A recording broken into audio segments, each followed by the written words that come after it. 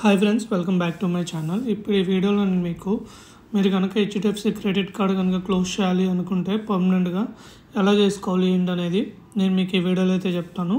Video అయితే end వరకు అయితే చూడండి. సో దాన్ని ముందుగా ఏం చేయాలి అంటే మీరు mycardshdfc.com అని ఒక లింక్ ఉంటుంది. ఆ లింక్లోకి అయితే వెళ్ళండి. వెళ్ళిన తర్వాత ఇక్కడ మీరు ఏం చేయాలంటే మీ మొబైల్ నెంబర్ అనేది ఎంటర్ చేయండి. మీ మొబైల్ నెంబర్ అనేది ఎంటర్ చేశాక మీ మొబైల్ నెంబర్కి ఓటీపీ అనేది వస్తుంది అనమాట. ఆ ఓటీపీ అనేది అయితే మీరు ఇక్కడ ఎంటర్ చేసి లాగిన్ అయితే అవ్వాల్సి ఉంటుంది.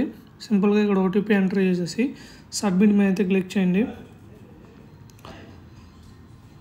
వన్ సబ్మిట్ మీద క్లిక్ చేశాక మీరు ఏ కార్డ్ అయితే క్లోజ్ చేయాలనుకున్నారో ఆ కార్డ్ అనేది సెలెక్ట్ చేసుకోండి.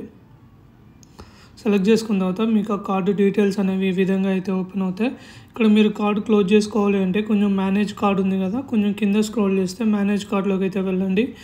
వెళ్ళిన తర్వాత మీకు ఇక్కడ న్యూ సర్వీసెస్ అని ఉంది కదా, ఈ న్యూ సర్వీసెస్ మీద అయితే క్లిక్ చేయండి. న్యూ సర్వీసెస్ మీద క్లిక్ చేశాక మీకు ఇక్కడ మేనేజ్ సెక్యూరిటీ అదర్ యాక్షన్స్ అని ఉంటుంది. సో మీరు కనుక మీ కార్డు కనుక క్లోజ్ చేసుకోవాలి అనుకుంటే ఇక్కడ అదర్ యాక్షన్స్ అని ఉంది కదా, అదర్ యాక్షన్స్ మీద అయితే క్లిక్ చేయండి.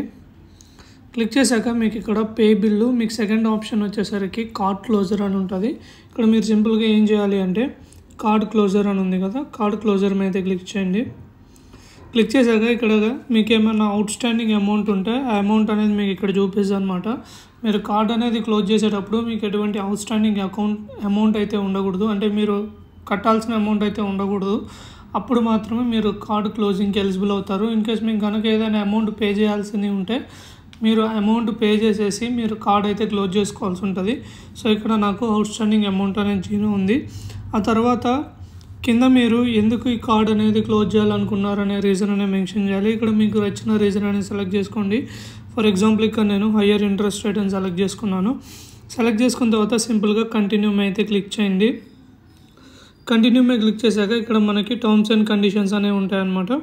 సో సింపుల్గా ఇక్కడ అగ్రీ అని ఉంది కదా, అగ్రీ మీద క్లిక్ చేయండి. అగ్రీ మీద క్లిక్ చేసి కంటిన్యూ మీద అయితే క్లిక్ చేయండి.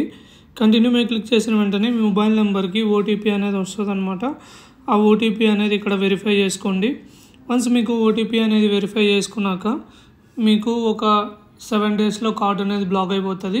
మీకు ఏంటంటే హెచ్డిఎఫ్సి బ్యాంక్ నుంచి మీకు అయితే కాల్ చేస్తారు రిప్రజెంటేటివ్ కాల్ చేసి డీటెయిల్స్ తీసుకొని మీకు అన్నీ కరెక్ట్గా ఉంటే మీ కార్డ్ అనేది 7 డేస్లో మీ క్రెడిట్ కార్డ్ అనేది అయితే క్లోజ్ చేస్తారు.